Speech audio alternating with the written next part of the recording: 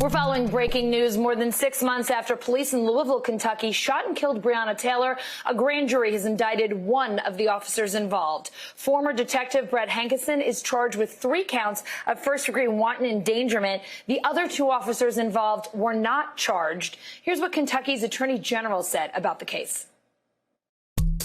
There is no conclusive evidence that any bullets fired from Detective Hankison's weapon struck Ms. Taylor. The KSP ballistics analysis did not identify which of the 3 officers fired the fatal shot. NBC News correspondent Gabe Gutierrez joining me now from Louisville, Kentucky. Gabe, what is happening in Louisville since that announcement? What has the reaction been like there? And what is the city doing to keep things peaceful?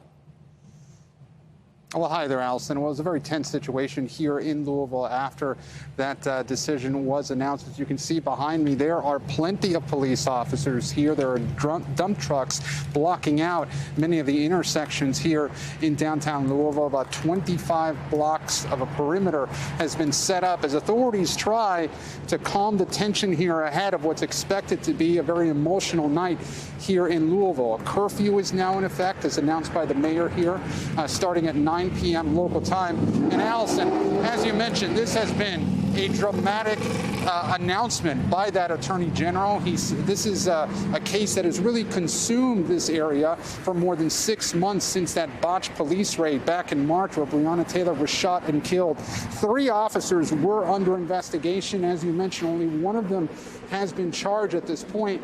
And this comes after the family of Breonna Taylor had wanted at least second-degree manslaughter charges in this case. Instead, only one of the officers, Detective Hankison, now faces a charge, 3 counts of wanton endangerment. Each count carries a penalty of up to 5 years. Allison? So let's talk a little bit more about these charges and what is next for former Detective Hankison, the one officer who was charged. Yeah, that's right. So the judge assigned a $15,000 bail in this case, and the Attorney General says that he will prosecute that case. And with regards to that particular officer, Allison, you remember that he was the only one of the 3 officers who was actually fired by the police department. And in his termination letter, the police chief had actually written that he wantonly and blindly fired into another apartment right next to that of Breonna Taylor. But the question that many people here have in the city of Louisville is how was this officer charged for firing his weapon, but the other 2 officers were not charged when firing this weapon? Now, what the Attorney General said is that the actions of those 2 other officers were justified because in the Attorney General's view, and he says that his prosecutors presented this evidence to the grand jury, he says that those 2 officers were justified because they were fired upon first by Breonna Taylor's boyfriend, Kenneth Walker. Now, Allison, at the center of this case is this long-standing dispute. Did the police announce themselves like they said they did? According to the Attorney General, the grand jury believed that they did, but that is in stark contrast to the version of events put forth by Kenneth Walker, Breonna Taylor's boyfriend. He says that he did not hear the police officers announce themselves, that he feared it was an intruder trying to burst into the apartment, and that's why he fired that initial shot at the officer. So still a lot of questions from the community on these types of charges. And Allison, I will mention something. You played part of the news conference from the Attorney General. He said that local authorities weren't able to conclusively decide who exactly fired that fatal shot, but the FBI analysis, the Attorney General says, because they got a second opinion, the FBI analysis says that it was Detective Cosgrove that fired the fatal shot. However, the Attorney General then said that because it couldn't be proved beyond a reasonable doubt, that was inconclusive. But Detective Cosgrove, according to the FBI, says the Attorney General fired that fatal shot, and he does not face any charges at this point, Allison. Gabe, let me ask you about Breonna Taylor's family. Ben Crump, the Taylor family attorney, tweeting, Jefferson County grand jury indicts former officer Brett Hankison with 3 counts of wanton endangerment in first degree for bullets that went into other apartments, but nothing for the murder of Breonna Taylor. This is outrageous and offensive. Have we heard from any of Taylor's family members yet? We have not. That is the reaction that we have been hearing in general from the Taylor camp. Attorney Ben Crump has been representing them over these last few months. And of course, Allison, let's also put this in the larger context. As you know, this case has gotten not just national but international attention, especially following the death of George Floyd. And these protesters who have been on the streets here for more than 100 days, they see this as, you know, Breonna Taylor's name becoming a rallying cry for social justice and for police tactics regarding persons of color throughout this country. So Ben Crump has repeatedly said that this case shows the different treatment that people of color get when interacting with the police. We expect to hear more from Attorney Crump and also from the Breonna Taylor family members who have been speaking with. We spoke with her mother last week. She told me that she wanted at least second-degree manslaughter in this case, and anything less would not be enough for her. But Allison, you'll recall that last week as well, the Taylor family agreed to a $12 million civil settlement in this case, one of the largest such payouts in similar instances really throughout the country in U.S. history.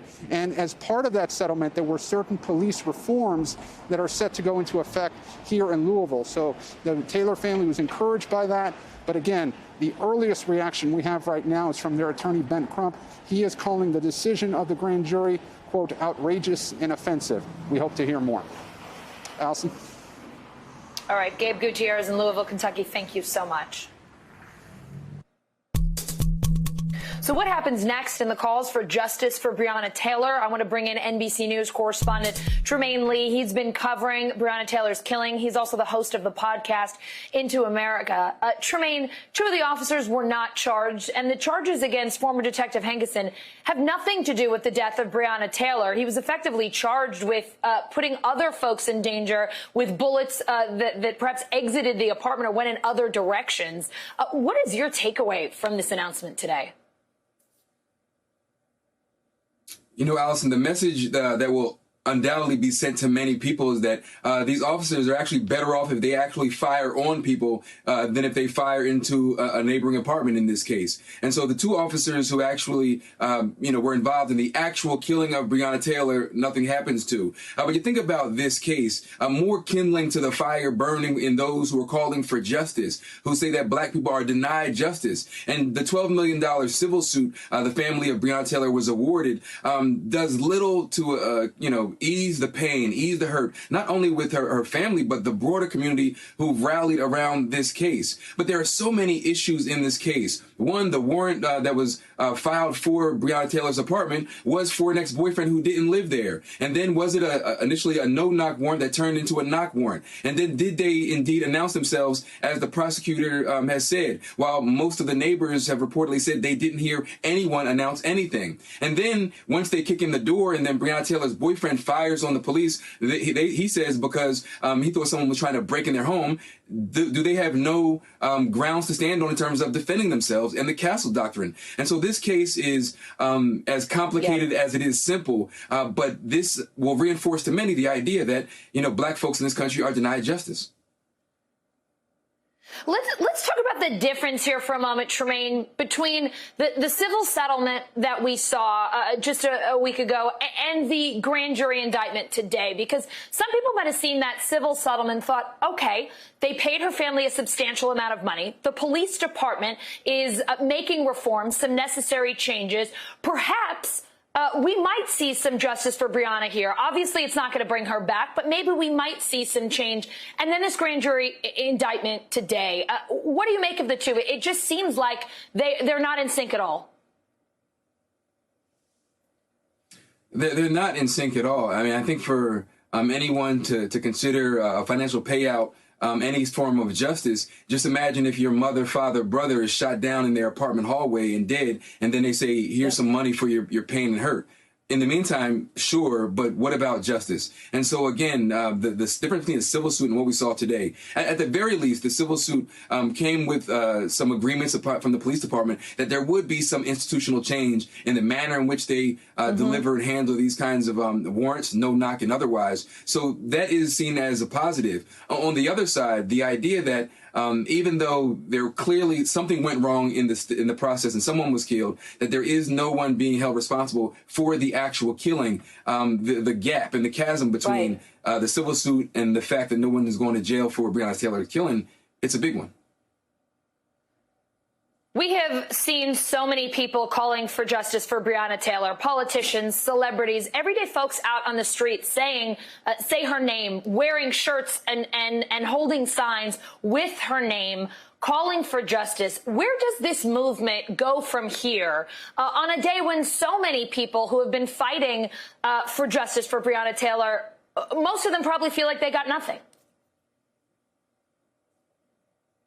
Many folks will feel like they got nothing, quite frankly, Allison. If there is any measure of movement in terms of the ball towards social justice, it's that far too often women, black women especially, who are killed by the state, don't get the level of attention that so many men do. And if anything, saying her name and Breonna Taylor for many people became a rallying cry to make sure that justice is called for women who are victims of state violence as well. But this will only be another block, another hashtag, another name towards those who are still fighting for equality in America. And I think today's decision not to charge any of the officers involved in her killing only throws more fuel on the fire, Allison.